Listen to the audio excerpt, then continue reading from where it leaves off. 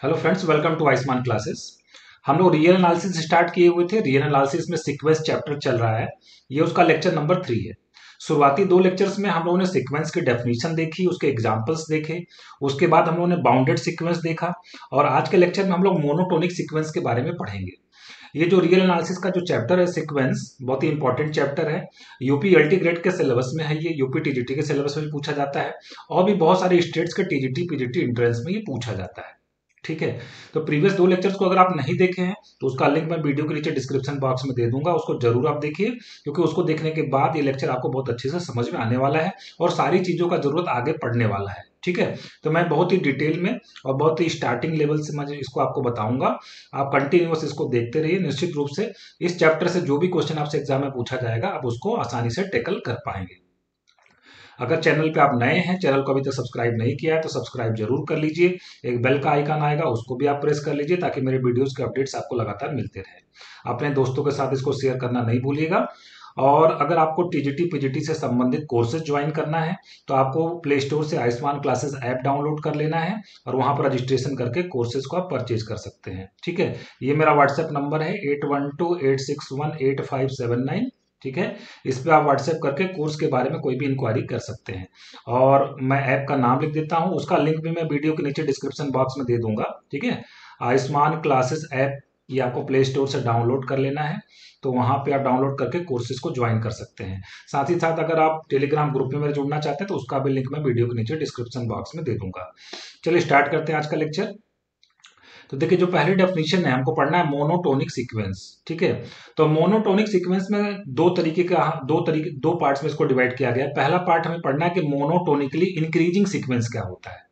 तो डेफिनेशन देखिए, यहां पे मैंने लिख रखा है, a sequence an is said to be monotonically increasing if an plus 1 is greater than or equal to an for all n belongs to n। That is, if a1 is less than or equal to a2 less than or equal to a3 less than or equal to a4 dot dot dot dot, अगर इस तरीके से कोई sequence के term है तो उस sequence को हम लोग क्या बोलेंगे, मोनोटोनिकली इंक्रीजिंग सीक्वेंस बोलेंगे। जैसे मैं एग्जांपल देके आपको समझाता हूं तो चीजें आपको अच्छे से समझ में आएंगी। जैसे एक सीक्वेंस में लिखता हूं, सपोज सीक्वेंस के टर्म लिखता हूं मैं 1 1, ठीक है, 2 3 4 4, ठीक है, 5। ठीक है। इस तरीके से मैंने एक सीक्वेंस लिखा। सीक्वेंस को लिखने का ये तरीका है, मैंने फर्स्ट लेक्चर में आपको बताया था कि कौन कौन से तरीके से सीक्वेंस को डिनोट किया जा सकता है, एक्सप्रेस किया जा सकता है। तो यहाँ पे अगर आप देखेंगे तो जो पहला टर्म है वो कितना 1 है और जो इसका दूसरा टर्म है वो भी 1 है। ठीक है। जो तीसरा टर्म इसका है वो कितना है, 2 है। और जो चौथा टर्म है इसका वो कितना है, 3 है। ठीक है ना। और फिर पांचवा टर्म इसका कितना है, 4 है।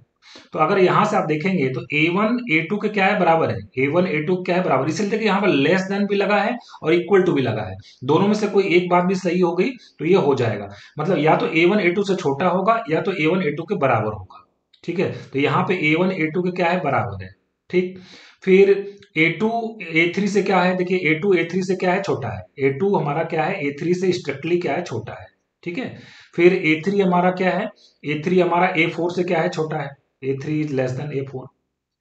तो इस तरीके का जो सीक्वेंस होता है जिसमें जो टर्म्स हैं, आगे वाले जो टर्म्स हैं वो डिक्रीज नहीं करना चाहिए, मतलब घटना नहीं चाहिए, या तो बराबर हो या तो बढ़ती जाए। तो इस तरीके के सीक्वेंस को हम लोग क्या बोलते हैं, मोनोटोनिकली इंक्रीजिंग सीक्वेंस बोलते हैं। ठीक है। तो आई होप आपको डेफिनेशन समझ में आ गई होगी कि मोनोटोनिकली इंक्रीजिंग का मतलब सीक्वेंस के टर्म बढ़ते जाएंगे, या तो बराबर होगा, जैसे 1 1 अभी बराबर है, 2 3, तो ये हमारा देखिए बढ़ता जा रहा है या तो बराबर है। इसको हम लोग क्या बोलेंगे, मोनोटोनिकली इंक्रीजिंग बोलेंगे। ठीक है ना। अब अगली डेफिनेशन हम लोग देखते हैं। तो जो सेकंड टाइप इसमें कहा गया है वो है मोनोटोनिकली डिक्रीजिंग सीक्वेंस। इसका डेफिनेशन क्या है, a sequence an is said to be monotonically decreasing if an plus 1 is less than or equal to an। इसका मतलब ये जैसे जैसे हम आगे बढ़ते जाएंगे तो सीक्वेंस के टर्म जो है घटते जाएंगे ना। जैसे a1 इज ग्रेटर देन और equal to a2, a2 is greater than और इक्वल टू a3। जैसे कि एग्जांपल मैं यहाँ पर लिखूं इसका मोनोटोनिकली डिक्रीजिंग सीक्वेंस का अगर एक एग्जांपल लिखें तो जैसे हमने लिखा 5, फिर क्या लिखा हमने 4। ठीक है। फिर हमने कितना लिखा, सपोज 3, आगे हम 3 लिख देते हैं। ठीक है। फिर मैंने कितना लिख दिया 2, फिर कितना लिख दिया 1/2। इस तरीके से अगर मैंने सपोज कोई सीक्वेंस के टर्म लिखे हैं तो ये देखिए इसके टर्म घटते जा रहे हैं।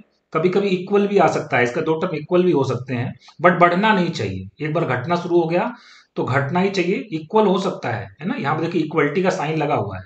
तो जो पहला टर्म है वो सेकंड टर्म से या तो बड़ा होगा या तो बराबर होगा, सेकंड टर्म थर्ड टर्म से या तो बड़ा होगा या तो बराबर होगा। ठीक है, तो इस तरीके के सीक्वेंस को हम लोग क्या बोलते हैं, मोनोटोनिकली डिक्रीजिंग सीक्वेंस बोलते हैं। ठीक है, आगे डेफिनेशन देखते हैं नेक्स्ट। अब इन दोनों को मिला के क्या कहा जाता है, एक शब्द इस्तेमाल किया जाता है मोनोटोनिक सीक्वेंस।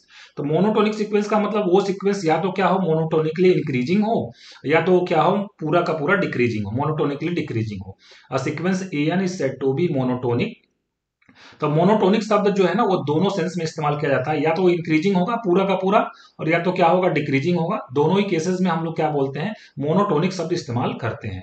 मतलब कभी ऐसा नहीं होना चाहिए कि सीक्वेंस का टर्म कुछ देर तक बढ़ा और फिर क्या हो गया, घट गया, तो ये सीक्वेंस मोनोटोनिक नहीं होता है। या तो क्या होना चाहिए, बढ़ते रहना चाहिए, उसके टर्म्स जो है इंक्रीज करते होने चाहिए, या तो उसके टर्म्स क्या होने चाहिए, डिक्रीज करते रहने चाहिए। तो इस तरीके का जो सीक्वेंस होगा उसको हम लोग क्या बोलते हैं, मोनोटोनिक सीक्वेंस बोलते हैं। ठीक है, तो ये सब तो डेफिनेशंस हैं। आइए कुछ और डेफिनेशन देख लेते हैं, इसके बाद क्वेश्चन को कैसे टैकल करेंगे उसके बारे में आपको बताऊंगा। ठीक है, नेक्स्ट डेफिनेशन क्या है। अब देखिए इसमें स्ट्रिक्टली इंक्रीजिंग, जैसे देखिए फंक्शन जब आपने पढ़ा होगा तो फंक्शन में भी आपने चार बातें पढ़ी होंगी। एक क्या होता है, इंक्रीजिंग फंक्शन। एक क्या होता है, इंक्रीजिंग फंक्शन। दूसरा क्या होता है, स्ट्रिक्टली इंक्रीजिंग फंक्शन। दूसरा क्या होता है, स्ट्रिक्टली इंक्रीजिंग फंक्शन। तीसरा आपने पढ़ा होगा डिक्रीजिंग फंक्शन। ठीक है, एप्लीकेशन ऑफ डेरिवेटिव चैप्टर्स में ये पढ़ाया जाता है, डिक्रीजिंग फंक्शन। और चौथा क्या पढ़ाया जाता है, स्ट्रिक्टली डिक्रीजिंग फंक्शन। ठीक है ना, स्ट्रिक्टली डिक्रीजिंग फंक्शन। तो इसी तरीके से देखिए जो हमारा सीक्वेंस होता है उसको भी मैंने आपको बताया था, सीक्वेंस क्या होता है हमारा, वो भी एक फंक्शन होता है। सेट ऑफ नेचुरल नंबर से सेट ऑफ रियल नंबर्स में वो क्या होता है, एक फंक्शन होता है। इसलिए उसको भी कैटेगराइज हम लोग इस तरीके से कर सकते हैं। स्ट्रिक्ट उसको हम लोग कैसे कर सकते हैं, स्ट्रिक्टली इंक्रीजिंग सीक्वेंस, या इंक्रीजिंग सीक्वेंस, या डिक्रीजिंग सीक्वेंस, या strictly decreasing sequence. Strictly increasing में जो ये इक्वल टू का साइन होता था ना, बस वो हट जाएगा। स्ट्रिक्टली इंक्रीजिंग में जो ये यहाँ पे इक्वल टू का साइन, जैसे हम लोगों ने जो देखा था यहाँ पे मोनोटोनिकली इंक्रीजिंग में, देखिए यहाँ पे इक्वल टू का साइन लगा होता था, a n plus one is greater than or equal to, मतलब उसके टर्म्स जो कभी कभी बराबर भी हो सकते हैं। यहाँ पे ऐसा नहीं होगा, यहाँ पे आपका ऐसा नहीं होगा। मतलब इसको अगर मैं लिखना चाहूं तो ए वन हमेशा क्या होगा, ए टू से छोटा होगा, स्ट्रिक्टली छोटा होगा, ए टू ए थ्री से छोटा होगा। ठीक है, मतलब आगे जैसे जैसे हम जाएंगे तो सीक्वेंस के टर्म बढ़ते जाएंगे, इसको हम लोग क्या बोलेंगे, स्ट्रिक्टली इंक्रीजिंग सीक्वेंस। जैसे मैं अगर आपको एग्जांपल दूं एक सीक्वेंस का, सपोज ये सीक्वेंस मैंने लिख दिया एन। ठीक है, एन का मतलब इसका nth टर्म कितना एन है। इसको अगर मैं ओपन करके लिखूं तो एन तो नेचुरल नंबर है ना, तो इसका पहला टर्म कितना आएगा, वन, अगला टू, नेक्स्ट थ्री, अगला फोर, इस तरीके से इसके टर्म्स आते जाएंगे। तो ये सीक्वेंस हमारा कैसा है, स्ट्रिक्टली इंक्रीजिंग सीक्वेंस है। इसी तरीके से अगर हम लोग बात करें, जैसे एन स्क्वायर मैंने दे दिया, तो एन स्क्वायर का मतलब वन स्क्वायर, टू का स्क्वायर मतलब फोर, थ्री का स्क्वायर नाइन, फोर का स्क्वायर 16, इस तरीके से इसके टर्म आए जाएंगे। तो ये देखेंगे आप स्ट्रिक्टली इंक्रीजिंग सीक्वेंस है। ठीक है, बढ़ते हैं नेक्स्ट डेफिनेशन की तरफ। ये लास्ट डेफिनेशन है, स्ट्रिक्टली डिक्रीजिंग सीक्वेंस। इसमें भी इक्वल टू का साइन अगर हटा लिया जाए, sequence a n is said to be strictly decreasing if a n plus one is less than a n for all n belongs to N. मतलब a one a two से strictly बड़ा होगा, ए to A three से बड़ा होगा, ए three ए four से बड़ा होगा, तो इसको हम लोग क्या बोलेंगे, स्ट्रिक्टली डिक्रीजिंग सीक्वेंस है। ठीक है ना, जैसे मैं अगर एग्जांपल दूं आपको स्ट्रिक्टली डिक्रीजिंग सीक्वेंस का, अगर हम एग्जांपल दें तो सपोज वन बाई एन मैंने लिखा, वन बाई एन। ठीक है, ये जो सीक्वेंस है तो n is equal to one रखेंगे तो वन आएगा, आगे क्या आएगा, वन बाई टू, फिर कितना आएगा, वन बाई थ्री, फिर कितना आएगा, वन बाई फोर। तो अगर आप ध्यान से देखेंगे तो ये घटते जा रहे हैं, इसके टर्म हम लोग जैसे जैसे आगे बढ़ते जा रहे हैं तो इसके टर्म क्या होते जा रहे हैं, डिक्रीज होते जा रहे हैं। ये जो हमारा सीक्वेंस है ये कैसा है, स्ट्रिक्टली डिक्रीजिंग सीक्वेंस है। ठीक है, तो आई होप आपको चारों बातें क्लियर हो गई होंगी। आइए अब हम लोग न्यूमेरिकल की तरफ बढ़ते हैं कि कैसे इस पे बेस्ट क्वेश्चन को सॉल्व किया जाता है। ठीक है, तो देखिए यहाँ पे मैंने क्वेश्चन लिख रखा है, ये prove that the sequences whose nth terms are given below are monotonic। Monotonic मतलब या तो पूरा का पूरा इंक्रीजिंग होगा या तो क्या होगा, डिक्रीजिंग होगा। ठीक है ना, अब वो स्ट्रिक्टली इंक्रीजिंग हुआ या इंक्रीजिंग हुआ उससे फर्क नहीं पड़ता है। मतलब अगर बढ़ रहा है तो पूरा बढ़ना चाहिए, घट रहा है तो घटना चाहिए, है ना। इनके मोनोटोनिक शब्द इसी सेंस में इस्तेमाल किया जाता है, ये जो मोनोटोनिक वर्ड है। तो या तो सीक्वेंस के टर्म आगे जो है बढ़ते जाएं, मतलब वो या तो क्या होना चाहिए, मोनोटोनिक, मोनोटोनिकली इंक्रीजिंग हो या स्ट्रिक्टली इंक्रीजिंग हो, या मोनोटोनिकली डिक्रीजिंग हो या स्ट्रिक्टली डिक्रीजिंग हो, कोई एक होना चाहिए, दो का मिक्स नहीं होना चाहिए। तो उस तरीके के सीक्वेंस को हम लोग क्या बोलते हैं, मोनोटोनिक सीक्वेंस बोलते हैं। ठीक है ना, तो आपको पता लगाना है कि कौन सी सीक्वेंस इसमें मोनोटोनिक है और सीक्वेंस का nth टर्म यहाँ पे दिया हुआ है। ठीक है ना, अब तो इस क्वेश्चन को टेकल मोनोटोनिक सीक्वेंस पता करने के दो तरीके होते हैं। एक तरीका ये होता है कि हर बार हम लोग क्या करेंगे, ए n plus one minus a n का डिफरेंस निकालेंगे। ए n plus one minus a n का डिफरेंस निकालेंगे। अगर ये क्या आ गया, ग्रेटर देन जीरो आ गया, इसका मतलब क्या हो गया, a n plus one is greater than a n. तो ये किसकी डेफिनेशन है, a n plus one is greater than a n, ये इंक्रीजिंग सीक्वेंस की डेफिनेशन है, ठीक है ना। तो यहाँ पे अगर ऐसा अगर हम लोग निकाल पाएंगे तो हम कह देंगे इंक्रीजिंग है या स्ट्रिक्टली इंक्रीजिंग है, ठीक। और अगर ए n plus one minus a N हमने कैलकुलेट किया, अगर वो लेस देन जीरो आ गया, इसका मतलब ये हो गया कि a n plus one less than a n, इसका मतलब वो सीक्वेंस कैसा हो जाएगा, डिक्रीजिंग हो जाएगा, ठीक।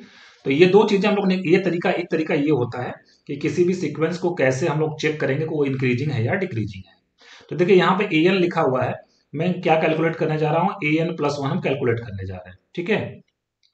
तो ए एन प्लस वन हमारा कितना होगा, अगर ए एन प्लस वन की अगर बात करें तो देखिए कैसे निकालेंगे ए एन प्लस वन। पहला टर्म तो वन बाई टू होगा, कोई दिक्कत नहीं, अगला वन बाई टू का स्क्वायर, नेक्स्ट क्या होगा वन बाई टू का cube, dot dot dot dot dot. देखिए इसमें एन टर्म्स थे तो लास्ट टर्म कितना था, वन बाई टू की पावर एन, तो इसमें एन प्लस वन टर्म है इसमें, ठीक है ना। मतलब यहाँ पे हम लोग क्या लिखने वाले हैं, वन बाई टू की पावर एन तो आएगा ही, इसका जो लास्ट टर्म होगा वो कितना हो जाएगा, वन बाई टू की पावर एन प्लस वन होगा।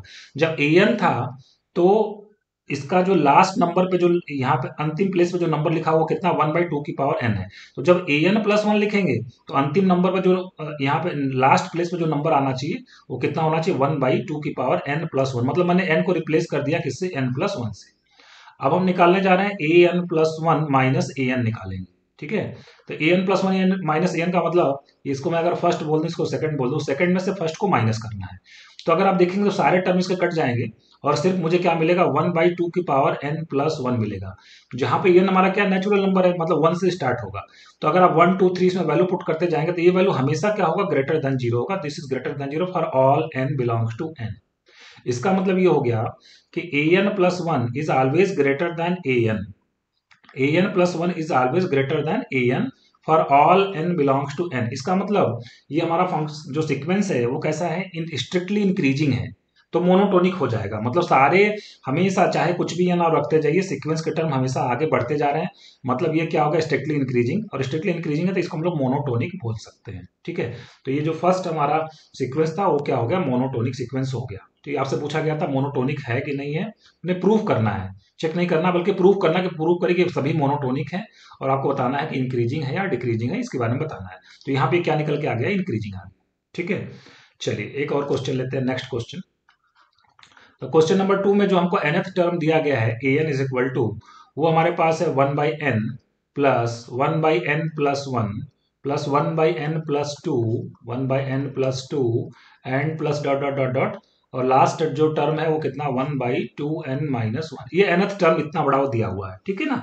मुझे चेक करना है ये सीक्वेंस हमारा मोनोटोनिक है कि नहीं। तो इसके लिए तुरंत हम लोग क्या निकालने वाले हैं, ए एन प्लस वन निकालेंगे, ठीक है। तो देखिए जो ए एन को कैसे लिखा गया उसको आपको समझना पड़ेगा। पहले नंबर पे जो नंबर लिखा गया उसमें लिखा गया वन बाई एन, तो यहाँ पे पहले नंबर पे हम लोग क्या लिखेंगे, one by n plus one लिखेंगे, क्योंकि हम लोग जहां जहां एन लिखा होगा उसको हम लोग एन प्लस वन से रिप्लेस करने वाले हैं। अगला टर्म क्या आएगा, one by n plus two आएगा, नेक्स्ट कितना आएगा, one by n plus three आएगा, अंतिम वाला क्या आएगा, यहाँ पे लास्ट वाली अगर बात करें एन को अगर मैं एन प्लस वन से रिप्लेस कर दूं, देखिए टू एन माइनस वन है, एन का जगह पे एन प्लस वन रख दें और माइनस वन, मतलब कितना मिलेगा, two n plus two minus one, means कितना मिलेगा, two n plus one. Last number जो मिलेगा one by two n plus one मिलेगा, ठीक है। अब मैं अगर ए एन प्लस वन में से, ए एन प्लस वन में से ए एन को अगर माइनस करूं तो देखिए क्या आने वाला है, one by n plus one, पहले मैं लिख लेता हूं, one by n plus one, one by n plus two, one by n plus three, ये कहाँ तक जाने वाला है, one by two n plus one तक। तो उसके पीछे टर्म क्या आएगा, उसके पीछे वाला टर्म भी अगर मैं लिखना चाहूँ तो टू एन प्लस वन के पीछे वाला टर्म कितना होगा, वन बाई टू एन होगा, उसके पीछे वाला टर्म कितना होगा, one by two n minus one होगा, ठीक है ना। ये हम लोग, ये हो गया, लास्ट टर्म कितना हो गया, one by two n plus one हो गया।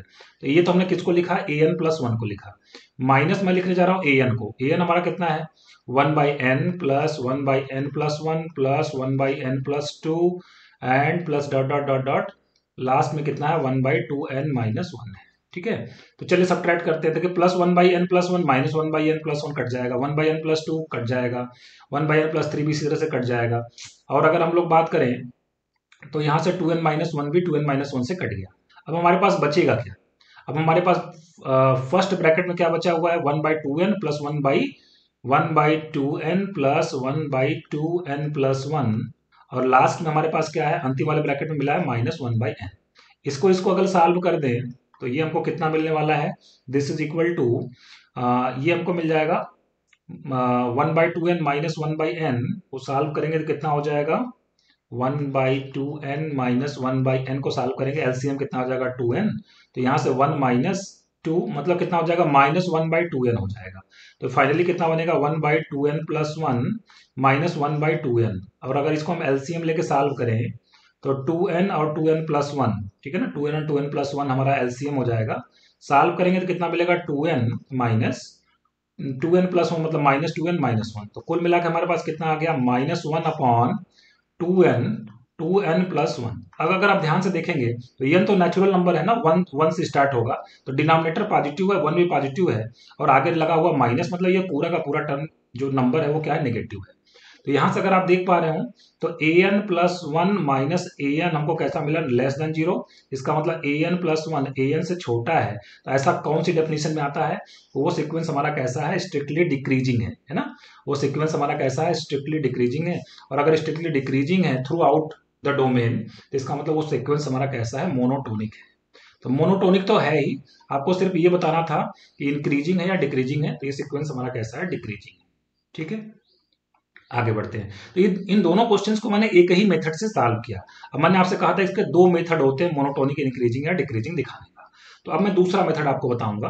तो इसमें क्वेश्चन ये दिया गया है कि एक सीक्वेंस है जिसका nth टर्म है 3n+7 अपॉन 4n+8। अब आपको बताना है ये सीक्वेंस इंक्रीजिंग है या डिक्रीजिंग है। अब देखिए, अभी तक हम लोगों ने एक मेथड सीखा था an+1 -an निकालने का। अब मैं इसको वैसे नहीं करने वाला हूं। अब आपको याद होना चाहिए सीक्वेंस भी क्या होता है, एक फंक्शन होता है, और फंक्शन को स्ट्रिक्टली इंक्रीजिंग या स्ट्रिक्टली डिक्रीजिंग दिखाने के लिए हम लोग उसका डेरिवेटिव निकालते थे। अगर डेरिवेटिव हमारा क्या आ गया, >0, तो हम कहते थे फंक्शन हमारा कैसा है, स्ट्रिक्टली इंक्रीजिंग है ना, थ्रू आउट द डोमेन। अगर f' >0 मिल गया for all x belongs to domain, तो हम कहते थे फंक्शन हमारा कैसा है, स्ट्रिक्टली इंक्रीजिंग है। और अगर f' कैसा मिल जाता था, <0, तो हम कहते थे फंक्शन हमारा कैसा है, स्ट्रिक्टली डिक्रीजिंग है। ठीक है, तो देखिए ये फंक्शन ही है। आप चाहे तो इसको ये n के टर्म में दिया हुआ, आप चाहे तो इसको x के टर्म में बना लीजिए, या n में ही डिफ्रेंशिएट कर सकते हैं, कोई दिक्कत नहीं है। n को वेरिएबल हम लोग मान लेंगे, और अगर x में बनाना चाहते हैं तो आप f(x) बना लीजिए। तो कितना मिलेगा, 3x+7 अपॉन यहाँ पे कितना मिलेगा, 4x+8 मिलेगा। ठीक, चलिए इसको हम लोग डिफ्रेंशिएट करते हैं। तो f' इज इक्वल टू, यहाँ पे क्वोशिएंट रूल लगाएंगे, तो denominator into ddx of numerator का डेरिवेटिव 3 आ जाएगा, minus numerator into ddx of denominator कितना आ जाएगा, 4 अपॉन डिनोमिनेटर का क्या हो जाएगा, होल स्क्वायर हो जाएगा, अपॉन डिनोमिनेटर का कितना हो जाएगा, होल स्क्वायर हो जाएगा, 4x+8 का होल स्क्वायर। तो ऊपर वाले एक्सप्रेशन को अगर हम लोग सॉल्व करें, 3 4 जा 12x प्लस 3 8 जा कितना हो जाएगा, 24, माइनस 4 3 जा 12x हो जाएगा, माइनस 4 7 जा 28 हो जाएगा, डिवाइडेड बाई कितना हो जाएगा, 4x+8 का कितना हो जाएगा, whole square, plus 12x minus 12x cut जाएगा, 24 माइनस 28 मतलब -4 अपॉन 4x+8 का क्या होगा, होल स्क्वायर। तो नीचे अगर आप देख पा रहे हो डिनोमिनेटर में स्क्वायर है, मतलब पॉजिटिव नंबर है, 4 भी पॉजिटिव नंबर है, और उसके आगे माइनस लगा हुआ है, तो this is <0 for all x। ठीक है ना, अगर n के टर्म में अगर हम लोग कहना चाहें तो f' हमारा क्या है, <0 फॉर ऑल n। ठीक है, अगर n के टर्म में करना चाहे तो f' is what, <0 for all n belongs to n, मतलब हमेशा ये फंक्शन क्या होगा, स्ट्रिक्टली डिक्रीजिंग होगा। तो ये हमारा जो सीक्वेंस है वो कैसा होगा, स्ट्रिक्टली डिक्रीजिंग होगा, और अगर स्ट्रिक्टली डिक्रीजिंग है तो निश्चित रूप से हम लोग इसको मोनोटोनिक तो बोल ही सकते हैं, इसमें कोई दिक्कत वाली बात नहीं है। ठीक है, तो ये हमारा सेकंड मेथड था। या तो आप डेरिवेटिव का इस्तेमाल करके जो है इसको सॉल्व करिए, और या तो आप इसको जो है किससे सॉल्व करिए, an+1 -an निकाल के सॉल्व करिए। दो मेथड इसके होते हैं मोनोटोनिक इंक्रीजिंग या डिक्रीजिंग दिखाने के लिए। ठीक है, चलिए नेक्स्ट क्वेश्चन हम लोग लेते हैं। तो नेक्स्ट क्वेश्चन हमारा है क्वेश्चन नंबर 4। यहाँ पे आपको nth टर्म जो दिया गया है वो है 1 + 1/1 फैक्टोरियल प्लस 1/2 फैक्टोरियल, ठीक है, plus 1/3 factorial dot dot dot dot plus 1/n-1 का फैक्टोरियल। ठीक है, जब फैक्टोरियल वगैरह दिया रहे तो आपको यहाँ पे an+1 -an वाला ही मेथड लगाना ज्यादा अच्छा रहता है। तो यहाँ पे मैं ए एन प्लस वन कैलकुलेट कर लेता हूँ। तो 1 plus 1/1 factorial plus 1/2 factorial plus dot dot dot dot, last में जहाँ पे n होगा वहां पे मैं n+1 से उसको रिप्लेस कर दूंगा। तो मतलब n-1 लिखा हुआ वहां पे क्या लिखेंगे, n+1 मतलब कितना मिलेगा, n फैक्टोरियल 1। इसका अंतिम टर्म कितना आएगा, अंतिम नंबर इसमें क्या आएगा, 1/n फैक्टोरियल। अब अगर मैं इसमें ए n plus one minus a N निकालूं तो क्या मिलेगा मुझे, सिर्फ क्या मिलेगा, 1/n फैक्टोरियल मिलेगा। और 1/n फैक्टोरियल हमेशा क्या होगा, ग्रेटर देन 0, क्योंकि ये हमारा नेचुरल नंबर है। 1 पुट करेंगे 2 पुट करेंगे हमेशा पॉजिटिव मिलेगा ये, ठीक। इसका मतलब क्या हो गया हमारे पास, a n plus one minus a n क्या मिल गया, ग्रेटर देन 0, मतलब a n plus one is greater than a n. इसका मतलब ये जो सिक्वेंस है हमारा वो कैसा है, स्ट्रिक्टली इंक्रीजिंग है, ठीक है। स्ट्रिक्टली क्या है, इंक्रीजिंग है, स्ट्रिक्टली इंक्रीजिंग। और स्ट्रिक्टली इंक्रीजिंग है तो मोनोटोनिक कहने में कोई दिक्कत वाली बात नहीं है, ठीक है। चलो नेक्स्ट क्वेश्चन की तरफ बढ़ते हैं। देखिए ये क्वेश्चन जो मैं लेने जा रहा हूँ ये थोड़ा सा स्टैंडर्ड क्वेश्चन है, बढ़िया क्वेश्चन है, ध्यान से आपको समझना है। A n is equal to nth term दिया हुआ एक सीक्वेंस का 1+1/n whole to the power n। आपको बताना है कि ये इंक्रीजिंग है, स्ट्रिक्टली इंक्रीज मतलब इंक्रीजिंग सीक्वेंस है या डिक्रीजिंग सीक्वेंस है, ठीक है। तो इसको सबसे पहले मैं बाइनोमियल थ्योरम लगा के इसको एक्सपेंड करूंगा। बाइनोमियल थ्योरम आपको मालूम ही होगा कि 1+x whole to the power n is equal to 1+nx plus n(n-1) 2 into x square and plus dot dot so on. इससे मैं इसको एक्सपेंड करने जा रहा हूं तो क्या लिखूंगा, 1+n इंटू 1/n, ठीक है, और प्लस n(n-1) 2 इंटू क्या लिखने वाले हम लोग, इंटू 1/n², ठीक है, plus plus dot dot dot dot, ठीक है। अगर हम लोग लास्ट टर्म की बात करें तो क्या आने वाला लास्ट टर्म, देखिए सेकंड थर्ड टर्म को आप क्या लिखें, थर्ड टर्म में दो एक्सप्रेशन है, थर्ड में n इंटू n-1 है ऊपर, nth टर्म में कितना होगा, n-1 एक्सप्रेशन आएंगे।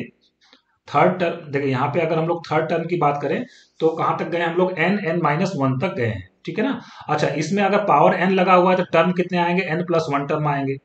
तो n+1 टर्म में कि अगर हम लोग n+1 टर्म लिखना चाहें तो क्या लिखेंगे, n-1 n-2 से लेकर ये कहां तक जाएगा, डॉट डॉट डॉट डॉट कहां तक, 1 तक जाएगा, और डिवाइडेड बाई हम लोग क्या लिखने वाले, n फैक्टोरियल।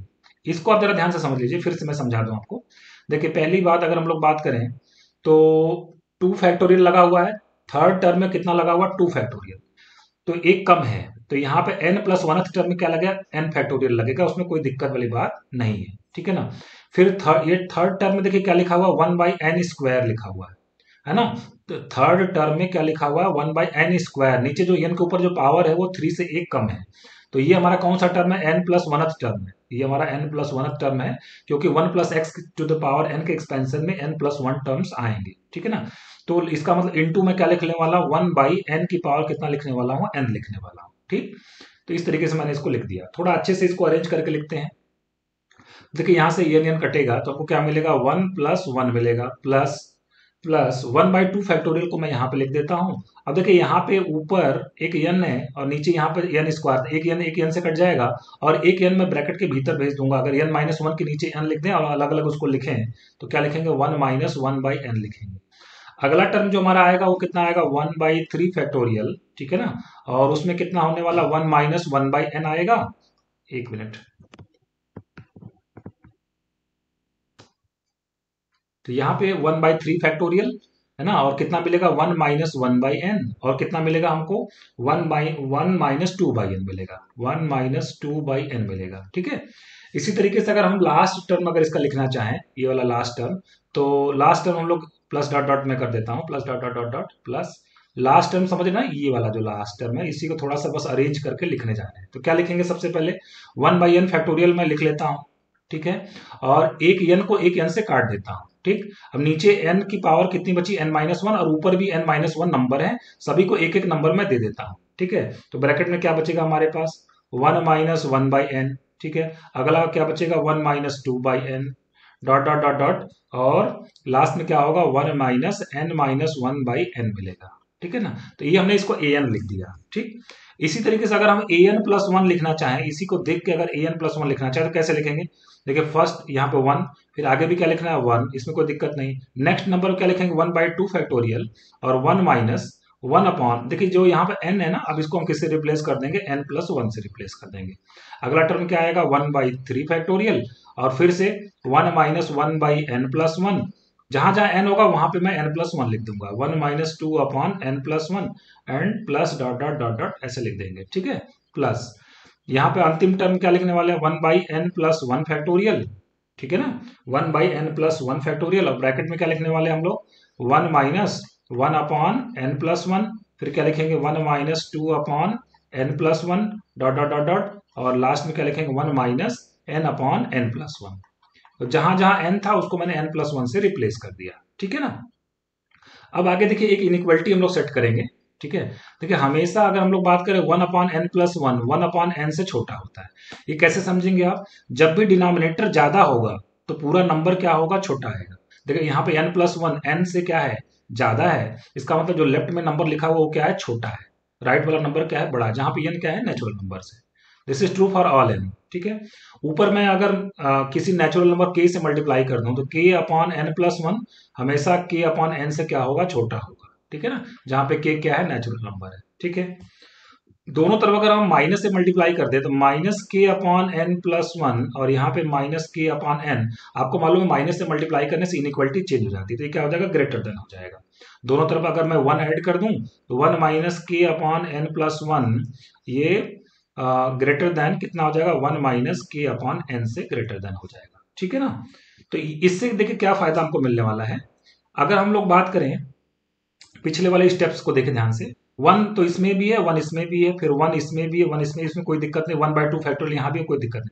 अब खाली देखिए कंपेरिजन किस चीज का होगा, यहाँ पे लिखा हुआ 1-1/n और यहाँ पे लिखा 1-1/n+1, तो कौन सा ज्यादा है इसमें से, यहाँ पे देखिए हम लोगों ने सेट किया कि जो n+1 वाला होगा इस तरीके से ये क्या होगा, ज्यादा होगा।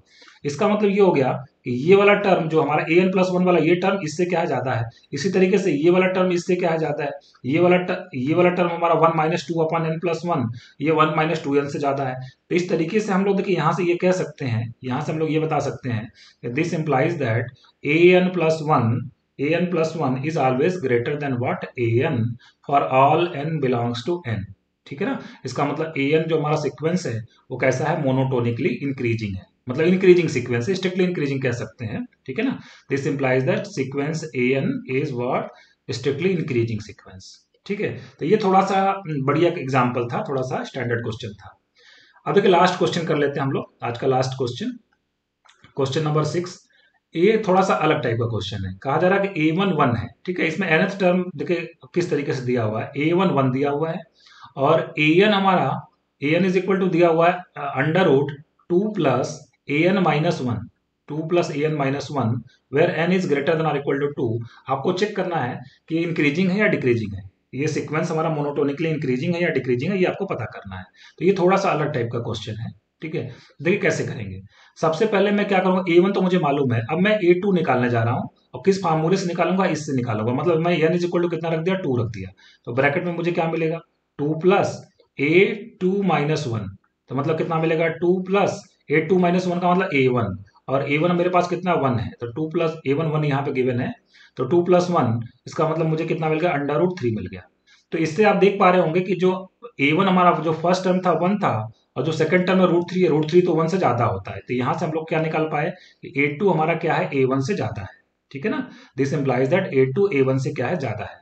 इसी तरीके से जब आप निकालेंगे तो a3 a2 से ज्यादा आएगा, सब कुछ आएगा, लेकिन देखिए सारे टर्म को तो हम लोग निकाल नहीं सकते हैं, तो अब यहाँ पे हम लोग मैथमेटिकल इंडक्शन का इस्तेमाल करते हैं, ठीक है ना। मैथमेटिकल इंडक्शन एक बार मैं बता दूं कि कोई मान लीजिए Pn कोई स्टेटमेंट है, ठीक है, अगर वो n इज इक्वल टू 1 के लिए सही है और n is equal to k के लिए हम लोग उसको क्या मान, सही मान लेंगे ना, let Pn be true for n is equal to k, और इसके हेल्प से अगर हम लोग दिखा पाए कि वो जो Pn हमारा स्टेटमेंट है वो n is equal to k+1 के लिए भी ट्रू हो जाए, तो हम कहेंगे कि Pn हमारा जो स्टेटमेंट है वो सारे नेचुरल नंबर्स के लिए क्या है, ट्रू है, ठीक है।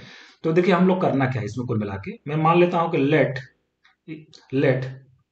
an is greater than an-1, let an is greater than an-1, ये मैं मान लेता हूं, है ना। तो अब देखिए मुझे दिखाना क्या है, अब मुझे ये दिखाना है कि जैसे k की बात करते हैं तो n इज इक्वल टू के लिए सही मान के चलते हैं हम लोग, और n इज इक्वल टू के प्लस वन के लिए सही दिखा दिया तो काम हो जाता है। तो n के लिए सही मान के चल रहे हैं, मतलब मुझे दिखाना क्या है? अब मुझे दिखाना है कि an plus one greater then क्या दिखाना है? an। अगर मैं ये दिखा दूं तो काम हो जाएगा। ठीक है, कैसे दिखाएंगे? an greater than an minus one हम ये लेके चल रहे हैं। ठीक है, अब मैं दोनों तरफ 2 ऐड कर देता हूं, 2 plus an greater than 2 plus an minus one. ठीक, दोनों तरफ मैं अंडर रूट लगा देता हूं। दो 2 ऐड करने से इनइक्वालिटी कोई फर्क नहीं पड़ेगा, अंडर रूट लेने से भी इनइक्वालिटी कोई फर्क नहीं पड़ेगा। 2 plus an is greater then कितना हो गया? 2 प्लस an माइनस वन। ठीक है ना, और 2 प्लस अंडर रूट an, देखिए अगर इस डेफिनेशन से अगर मैं निकालना चाहूं तो 2 राइट वाली जो चीज है तो वो तो क्या है? an है हमारा सीधा सीधा। और इसी डेफिनेशन से मैं अगर an प्लस वन को लिखना चाहूँ, an प्लस वन को, तो अंडर रूट में कितना आ जाएगा? 2 प्लस an आ जाएगा। तो 2 प्लस an जो लिखा हुआ है ये क्या हुआ है हमारा? an plus one greater than an आ गया। तो देखिए यही हम दिखाना चाह रहे थे, मैं लेके चला था कि an is greater than an minus one, और मैंने क्या दिखा दिया? an plus one is greater than an। इसका मतलब ये हो गया, ये जो स्टेटमेंट है सारे नेचुरल नंबर्स के लिए क्या होगा? ट्रू होगा। और अगर an plus one greater than an आ गया for all n belongs to n, तो हम कहेंगे कि ये सीक्वेंस हमारा कैसा है? This is what? Increasing sequence. ये हमारा स्ट्रिक्टली इंक्रीजिंग सीक्वेंस है। और अगर स्ट्रिक्टली इंक्रीजिंग है थ्रू आउट द डोमेन, तो इसको हम लोग क्या बोल सकते हैं? मोनोटोनिक सीक्वेंस हम लोग इसको बोल सकते हैं। तो इस तरीके से फ्रेंड्स आज के लेक्चर को मैं यही समाप्त कर रहा हूँ। आज के लेक्चर में हम लोगों ने क्या देखा? दो मेथड देखे monotonic increasing sequence, increasing decreasing दिखाने के लिए दो तरीके हम लोगों ने देखे। एक तरीका an plus one minus an वाला देखा, और दूसरा डेरिवेटिव निकाल के हम लोग करते हैं, और डिफरेंट डिफरेंट टाइप्स के एग्जाम्पल्स हम लोगों ने किया। आप और भी क्वेश्चन की प्रैक्टिस करके इस टॉपिक को अच्छे से कर सकते हैं। एग्जाम में इस पे क्वेश्चन आएगा तो आप निश्चित रूप से इसको टेकल कर पाएंगे। एग्जाम में बहुत ही आसान क्वेश्चन आपसे पूछा जाता है, जिसका कुछ वैल्यूज दे के भी डायरेक्टली आप पता कर पाएंगे कि वो इंक्रीजिंग है या डिक्रीजिंग है। तो आज के लेक्चर को यही समाप्त कर रहा हूँ। होप सो आपको पसंद आया होगा। इसके आगे की चीजें हम लोग नेक्स्ट लेक्चर में करेंगे। Thank you very much.